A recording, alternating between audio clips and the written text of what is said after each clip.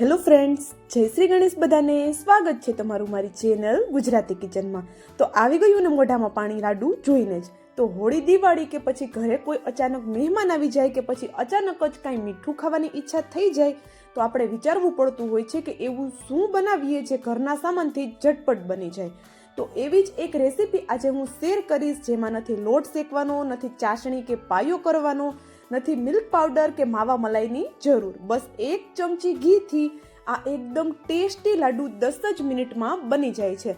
તો રેગ્યુલર જમવાની થાળી સાથે બસ એક લાડુ જો ફેમિલી વાળાને આપી દઈશું ને તો બધા ખુશ થઈ જશે.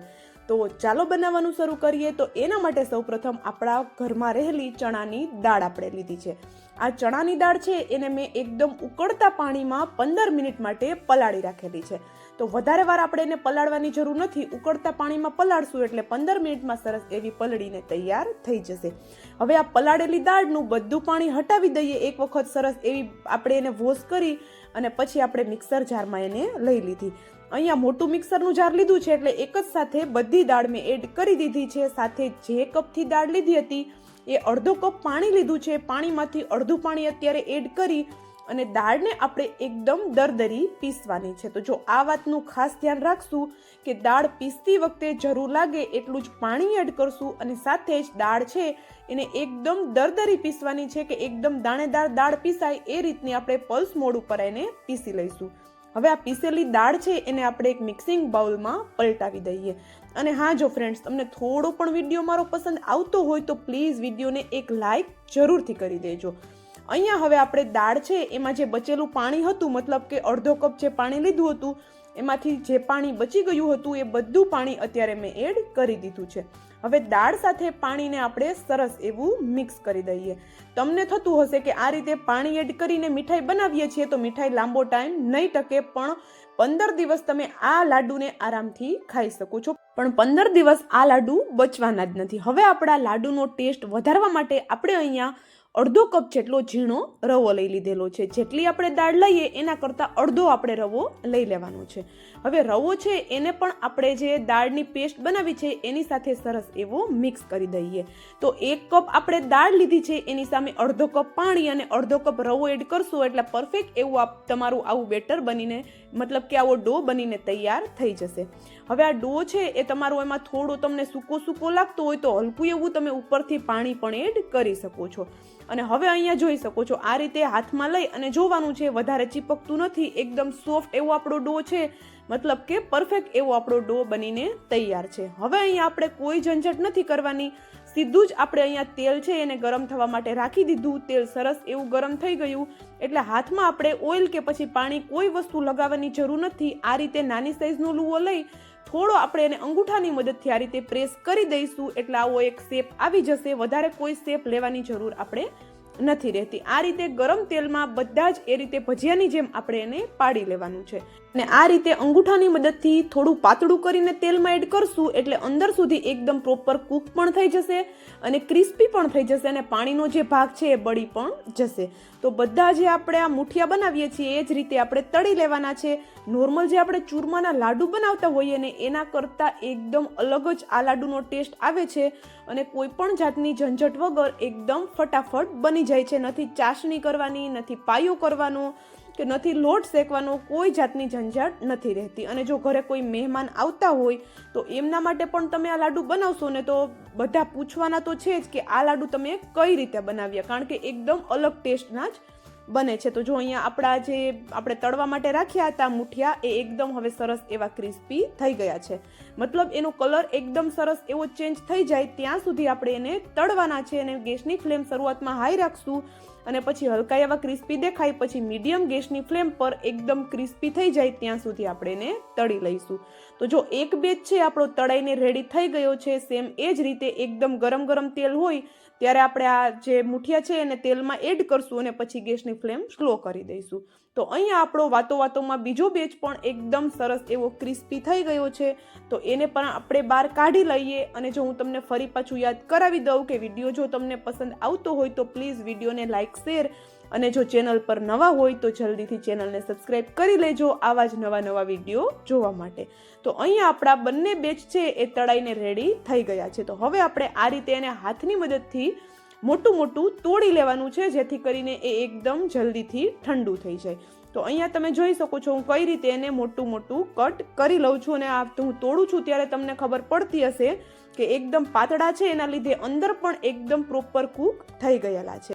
એકદમ ઝટપટ બનતા લાડુની રેસીપી એકવાર ચોક્કસથી ટ્રાય કરવા જેવી છે.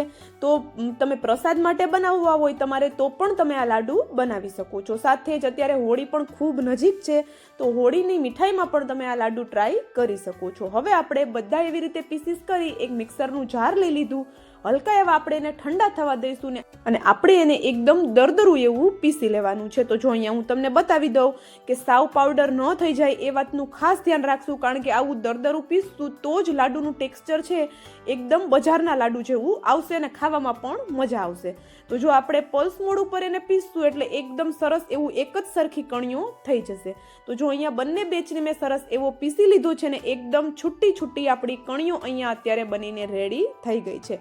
તો હવે આપણે આની કોઈ પાઈ કે ચાસણી નથી કરવાની. તો આપણે શું કરશું, એના માટે ગેસની ફ્લેમ ચાલુ કરી એની ઉપર એક સોસ પેન રાખી દીધું અને એમાં આપણે હવે જે કપથી દાળ પલાળેલી હતી એ જ કપથી આપણે પોણો કપ જેટલી અત્યારે ખાંડ લીધેલી છે. તો તમારા ઘરમાં કેટલું મીઠું ખવાય છે એ પ્રમાણે તમે ખાંડ થોડી વધારે કે થોડી ઓછી કરી શકો છો. હવે ખાંડમાં આપણે અડધો કપ જેટલું પાણી એડ કરી દઈએ અને આપણે આની કોઈ ચાસણી નથી બનાવવાની, બસ ખાંડ છે એને આપણે પીગળાવવાની જ છે. તો અહીંયા હવે આપણે એને થોડી વાર મિક્સ કરશું જેથી કરીને ખાંડ છે એકદમ જલ્દીથી પીગળી જાય. તો હવે આપણા લાડુનો લુક બજાર જેવો લાવવા માટે હું અહીંયા એક ચપટી જેટલો યલો ફૂડ કલર એડ કરું છું. ફૂડ કલરની જગ્યાએ તમે થોડા કેસરના ધાગા એડ કરી શકો છો, અથવા તો બંનેમાંથી એક પણ વસ્તુ ન એડ કરવી હોય તો સ્કીપ પણ કરી શકો છો. એના વગર પણ લાડુનો કલર એકદમ સરસ જ આવે છે. સાથે જ થોડો આપણે એલાયચીનો પાવડર એડ કરી દઈએ અને સરસ એવું બધી વસ્તુને આપણો જે ખાંડ છે એની સાથે મિક્સ કરી દઈએ. હવે ખાંડ છે આપણી સરસ એવી પીગળી ગઈ છે એટલે તરત જ ગેસની ફ્લેમ આપણે બંધ કરી દઈએ અને આ ખાંડ છે પીગળેલી એને સાઈડમાં રાખી દઈએ. અહીંયા આપણે એક કડાઈ લીધી છે અને કડાઈમાં આપણે 1 ચમચી જેટલું ઘી લઈ લઈએ. તો જો અહીંયા મોટી 1 ચમચી જેટલું મેં ઘી લીધેલું છે. ઘી પીગળી જાય એટલે આપણે આમાં આપણી મનપસંદના કોઈ પણ ડ્રાય ફ્રૂટ્સ એડ કરી શકીએ છીએ. અત્યારે હું નાનો અડધો કપ જેટલા કાજુ લઉં છું અને નાનો અડધો કપ જેટલી બદામ લઉં છું.